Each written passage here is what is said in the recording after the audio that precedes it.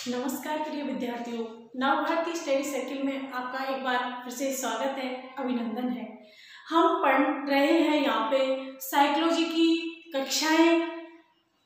रोजाना हम दिन प्रतिदिन बढ़ते हुए क्रम में क्रमबद्धता से ले रहे हैं। आज की जो क्लास है हमारी वो है अधिगम के सोपान। देखिए students, first grade, second grade, REET, CTET जो भी एग्जाम होते हैं उनमें साइकोलॉजी क्या होती है। साइकोलॉजी की शुरुआत मनोविज्ञान से ही, मनोविज्ञान में अधिगम से है। यदि आपको अधिगम आ गया, अधिगम वाला टॉपिक आपका क्लियर हो गया तो आपको साइकोलॉजी को पढ़ने में, समझने में बहुत आसानी हो जाएगी। क्योंकि अधिगम क्या है? सीखना, अभिप्रेरित होना, अभिप्रेरित होना और आवश्यकता होती है तभी हम सीखते हैं। किसी चीज की आवश्यकता के लिए हमें सीखना, यानी कि हमें प्रेरित होना, अभिप्रेरणा हमें मिलना, ये सारी चीजें हमें कौन सिखाता है? अधिगम। अधिगम द्वारा ही ये जो लर्निंग है ये बहुत बड़ा टॉपिक है, बहुत अच्छा टॉपिक है। अधिगम की चर्चा अगर हम करते हैं तो अधिगम की चर्चा में जितने भी क्लासें हमने यहाँ से ली है ऑनलाइन क्लास के माध्यम से, उसी क्लास को आगे बढ़ाते हुए क्रमबद्धता के माध्यम से मैं आज आपको अधिगम के सोपान क्या होते हैं। देखिए स्टूडेंट्स, अधिगम के सोपान होते हैं, यानी कि अधिगम क्यों, अधिगम की क्यों आवश्यकता पड़ी, अधिगम क्या लक्ष्य से हमने किया, अधिगम के लिए हम क्यों प्रेरित हुए, अधिगम करने में क्या बाधाएं आई, अधिगम करने में हमको कितना मोटिवेशन मिला, ये सारी चीजें हम अधिगम के सोपानों के अंदर पढ़ने वाले हैं। अधिगम के सोपान का क्रमबद्ध अध्ययन करना। कई बार क्या होता है स्टूडेंट्स कि अधिगम की क्रमबद्धता के ऊपर ही क्वेश्चन पूछ लिया जाता है कि तीसरे नंबर पे कौन सा सोपान है, पहले नंबर पे क्या सोपान था, या फिर सारे सोपानों को देते हुए फिर आपको बताएंगे कि इनको आप क्रमबद्ध कीजिए। इस तरीके के क्वेश्चन अधिगम से आते हैं। तो अधिगम है, उसका इतना बड़ा क्षेत्र यहाँ बताया है कि हम पढ़े कि अधिगम का अर्थ क्या है। हमने आज तक क्या पढ़ा? अधिगम की नियम पढ़े, गौण नियम, और हमने पढ़े आपके मुख्य नियम पढ़े, अधिगम की परिभाषाएं पढ़ी, अधिगम की प्रकृति हम पढ़ चुके हैं। आज हम पढ़ने वाले हैं मोस्ट इंपॉर्टेंट टॉपिक अधिगम का। क्या? अधिगम के सोपान। अधिगम के सोपानों के बारे में यहाँ हम अध्ययन करेंगे। आज का महत्वपूर्ण टॉपिक हमारा है वो अधिगम है। अधिगम के अर्थ के ऊपर इतने प्रश्न पूछे जाते हैं स्टूडेंट्स की अधिगम का, अधिगम के ये जो अधिगम है, अधिगम जो है इसके ऊपर अधिकतर 3 प्रकार से प्रश्न पूछे जाते हैं। 3 प्रकार से कैसे प्रश्न पूछे जाते हैं कि अधिगम का मतलब है व्यवहार में परिवर्तन। पहला क्या होगा? इसका मतलब अधिगम है व्यवहार में परिवर्तन, व्यवहार में परिवर्तन। अधिगम क्या है? अधिगम जो है आपका व्यवहार में वांछित परिवर्तन। अधिगम क्या है? व्यवहार में वांछित परिवर्तन, वांछित परिवर्तन। किसी भी तरीके के ऑप्शन में आ सकता है। आपके सारे ऑप्शनों में अधिगम बोल दिया जाए कि अधिगम क्या है? व्यवहार में परिवर्तन, यस। अधिगम क्या है? व्यवहार में वांछित परिवर्तन, यस। तीसरा आपको दे दें कि अधिगम क्या है? अधिगम वांछित व स्थायी परिवर्तन, स्थायी परिवर्तन, यस। ये जो है 3 अधिगम वांछित व स्थायी परिवर्तन है। यदि न मानो कि एग्जाम कहते हैं कि एग्जामिनर जो होते हैं, प्रश्न पत्र बनाने वाले होते हैं, उनके माइंड में क्या चल रहा होता है, वो हो सकता है कि ऑप्शन में तीनों को ही दे दें, तो हमारा जो राइट आंसर निकल के आएगा वो क्या आएगा? अधिगम में वांछित और स्थायी परिवर्तन, यानी कि अधिगम व्यवहार में वांछित और स्थायी परिवर्तन करना ही क्या है? अधिगम है। जैसे मैं आपको एक उदाहरण यहाँ बताती हूँ कि एक बच्चा है, उसके हाथ में चाकू है, चाकू से उसका हाथ कट जाता है, हाथ कटते ही वो उस चाकू को नीचे डाल देता है। अब वो चाकू उसने नीचे डाला तो उसने कुछ सीखा। क्या सीखा? उसमें कुछ परिवर्तन हुआ, वांछित परिवर्तन, क्योंकि उसने क्या सीखा कि इस चाकू को हाथ में लेने से मेरे क्या हुआ? मेरी हाथ कट गया। तो उस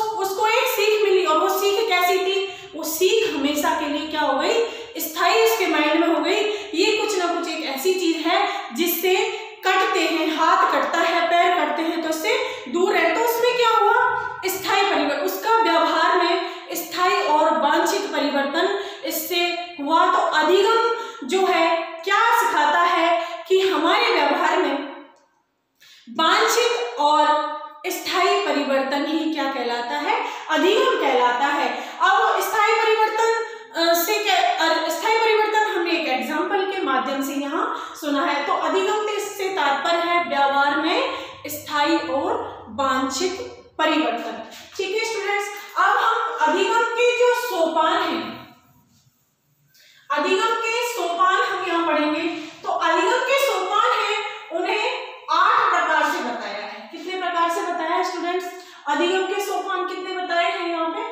8 बताए हैं। अब स्टूडेंट्स हम अधिगम के सोपान में सबसे पहला और महत्वपूर्ण जो सोपान होता है वो क्या होता है आपके, कि अधिगम की जो चीजें हैं उनमें महत्वपूर्ण तो सोपान ही होते हैं। सोपानों में पहला सोपान कौन सा होता है? आवश्यकता। सोपान यहाँ मैं आपको बता रही हूं, सोपान में पहला सोपान हमारा क्या हो गया? आवश्यकता। आवश्यकता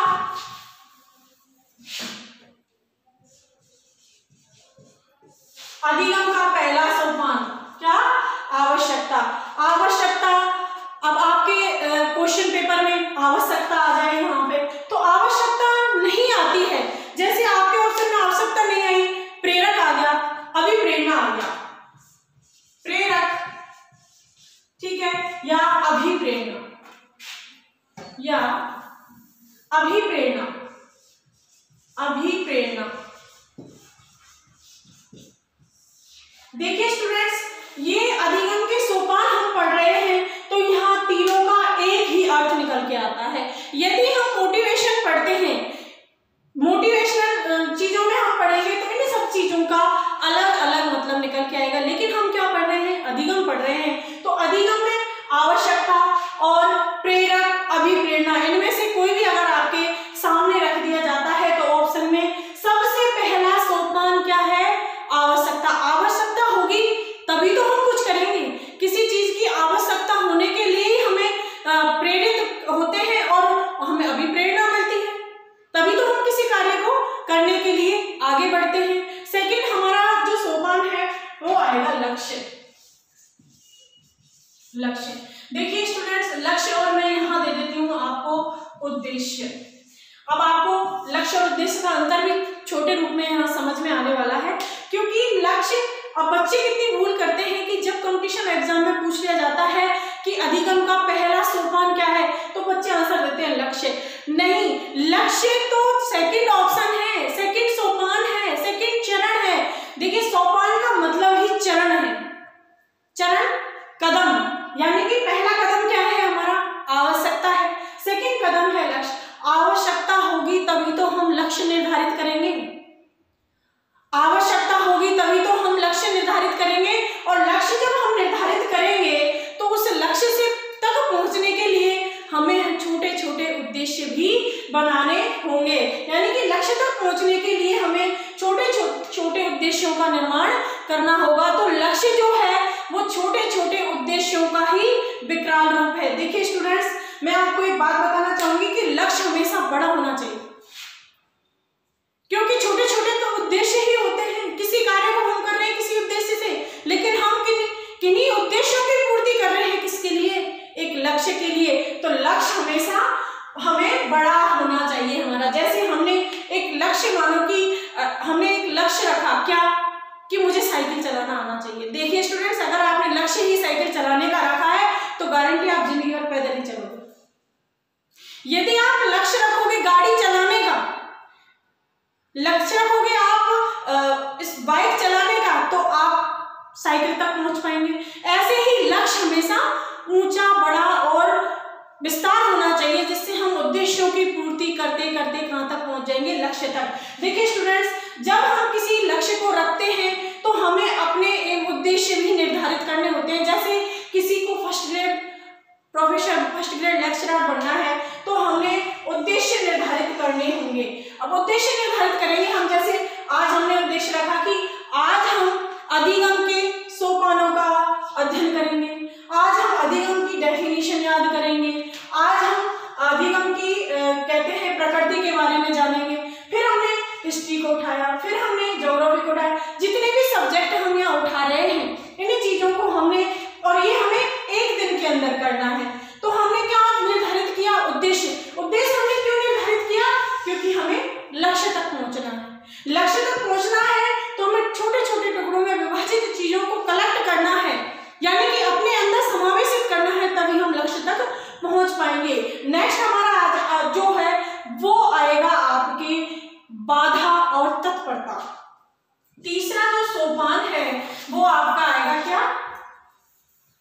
बाधा, और बाधा के साथ ही तत्परता आएगी। बाधा के साथ क्या आएगी? तत्परता, तत्परता। अब देखिए स्टूडेंट्स, बाधा है, ये कैसा शब्द आपको लग रहा है? नेगेटिव शब्द लग रहा है। तत्परता, तत्परता तो क्या है? पॉजिटिविटी है। यदि कोई बाधा आपके सामने आई तो हम तत्पर होंगे। क्यों? उस बाधा से जूझने के लिए, उस बाधा से लड़ने के लिए हम जब तत्पर होंगे तो यहाँ हमारा तीसरा सोपान है, तो बाधा ऑब्लिक तत्परता होगी। जैसे हमने अब देखिए स्टूडेंट्स, में आपको एक कहते हैं कि वातावरण जो है वो आएगा, इसके बाद वातावरण कैसा होना चाहिए। लेकिन पहले तो क्या आ गई? हमने पहला लिया आवश्यकता, प्रेरक, अभिप्रेरणा। सेकंड हमारा आ गया लक्ष्य, हमारा क्या होना चाहिए? लक्ष्य की प्राप्ति के लिए छोटे छोटे उद्देश्य होने चाहिए। फिर ये चीजें जो हमारे सामने आएंगी तो बाधा तो 100% आएगी। अब बाधा से हमें जूझने के लिए तत्पर रहना है। तत्परता यहाँ होगी तो हम बाधा से भी।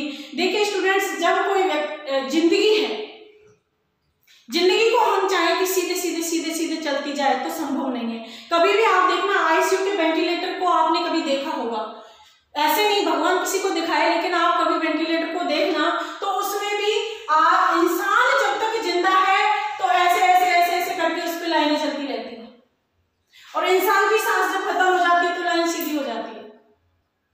क्योंकि ये क्या है? इंसान बाधाओं से जूझ रहा है। बाधाओं से जूझ रहा है मतलब कि वो जिंदा है, और जिस टाइम उसकी लाइन सीधी हो गई इंसान नहीं है। तो बाधाओं का आना तो बहुत जरूरी है, और बाधाएं जब तक आएंगी तो उनसे तत्परता से जूझना भी कौन सीखेगा?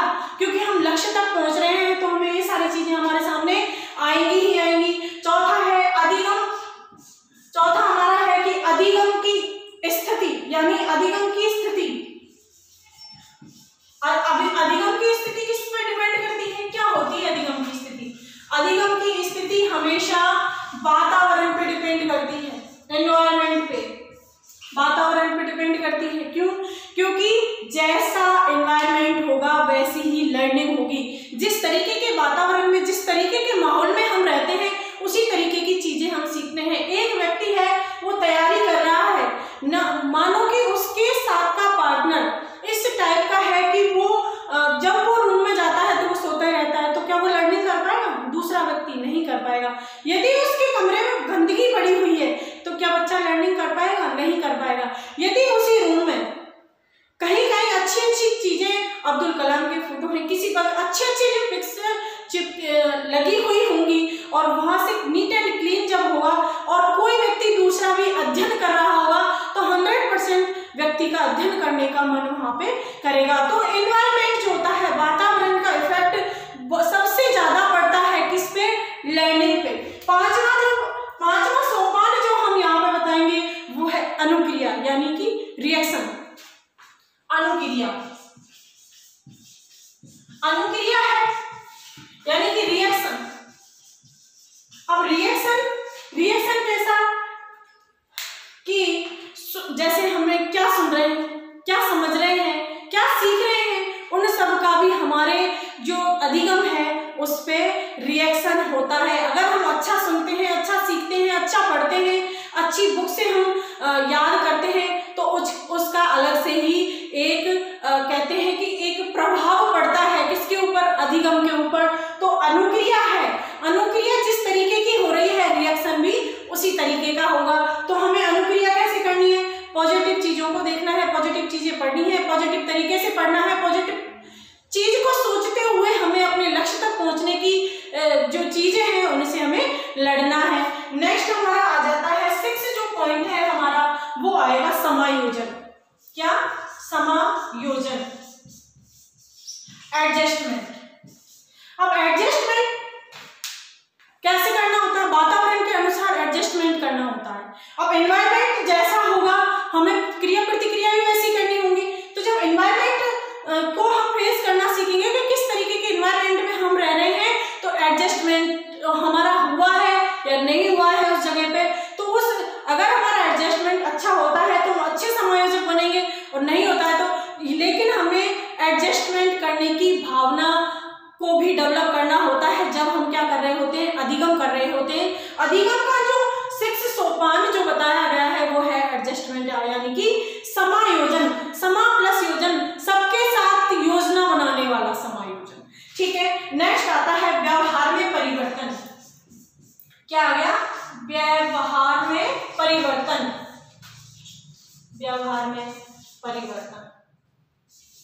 देखिए स्टूडेंट्स, जब ये सारी चीज एडजस्टमेंट करना आ गया हमको, तो हमारा जो व्यवहार पहले था कि हम किन किन चीजों से अनुक्रियाएं जब हो रही थी, किस तरीके के रिएक्शन जब हो रहे थे, यानी कि हमें जो अधिगम की स्थिति थी उसमें कैसा एनवायरनमेंट हमें मिला, उस एनवायरनमेंट को हमने फेस किया, फिर उसका क्या रिएक्शन, क्या सुना, क्या समझा, क्या सीखा, उसका रिएक्शन हम पे पड़ा, फिर हमने एडजस्टमेंट की भावना हमारे अंदर आ गई।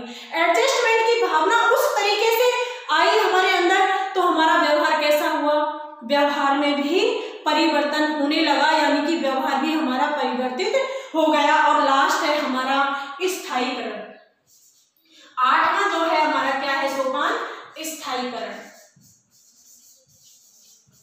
स्थायीकरण, स्थायीकरण का मतलब होता है कि व्यवहार में स्थायी परिवर्तनों का होना। देखिए स्टूडेंट्स, 8 सोपानों की चर्चा मैंने यहाँ पे की है। 8 सोपानों को एक दूसरे से लिंक करते हैं और इसको हम समझते हैं कि हमने अधिगम की क्राइटेरिया को फिक्स किया और सीखने के लिए हमें क्या, कुछ सीखने के लिए और कुछ सीखने के लिए अभिप्रेरणा हमें मिली, हम उसके लिए प्रेरक हुए, यानी कि हमें उसकी आवश्यकता थी जिसकी हमें अभिप्रेरणा मिली। अब अभिप्रेरणा कहते हैं, अधिगम में अभिप्रेरणा का तो पहला रोल है, शिक्षक के पास तो है ही अभिप्रेरणा, उसके लिए उसको आवश्यकता पड़ी, आवश्यकता ऑब्लिक प्रेरक अभिप्रेरणा, यहाँ अधिगम के अंदर इन तीनों का एक ही क्षेत्र माना गया है। फिर हमें आवश्यकता किसकी पड़ी कि हमने एक लक्ष्य निर्धारित किया, उस लक्ष्य के छोटे छोटे उद्देश्य बनाए, जिन उद्देश्यों के आधार पर हमने उस लक्ष्य को प्राप्त करना है। फिर नेक्स्ट हमें बाधा, जब हमने उद्देश्य बनाए, लक्ष्य को निर्धारित किया, तो बहुत सारी बाधाएं हमारे सामने आई। उन बाधाओं को फेस करने के लिए हम तत्पर हुए, हमने उन बाधाओं को अपने सामने से हटाया और फिर हमने अधिगम की स्थिति को जाना कि किस सिचुएशन में हमने अधिगम करना है, कौन सा एनवायरनमेंट हमें मिलने वाला है जिसमें हमें अधिगम करना है, लेकिन अपने लक्ष्य को प्राप्त करना है, अपनी आवश्यकता की पूर्ति करनी है। फिर हमने अनुक्रिया, यानी कि रिएक्शन, किस किस तरीके की बातें लोगों ने कही कि अरे क्या हम, अरे कहाँ नौकरी लगेगा, इतने सारे लोग होते हैं, इस तरीके की बातें भी सुनने को आई, लेकिन हमने उनको भी एक साइड में इग्नोर किया। हमने सीखा क्या कि हमारा कोई रोल नहीं है, ये हमने रिएक्शन हमारे ऊपर जो लोगों के आए उससे भी हमने जूझना सीखा। जब हम इन चीजों से सीखे तो हमें एडजस्टमेंट की भावना आ गई, यानी कि समायोजन करने की भावना जब हमारे अंदर आई तो हमने एडजस्टमेंट करना सीखा, और एडजस्टमेंट करते करते हमारे व्यवहार में इतना परिवर्तन हो गया कि वो परिवर्तन स्थायीकरण हो गया, उस परिवर्तन का, यानी कि वो परिवर्तन हमारे अंदर स्थायी हो गया। तो अधिगम की जो मेन चीज थी, जो मैंने आपको इस टॉपिक से पहले समझाई थी कि अधिगम में व्यवहार में वांछित एवं स्थायी परिवर्तन ही क्या है?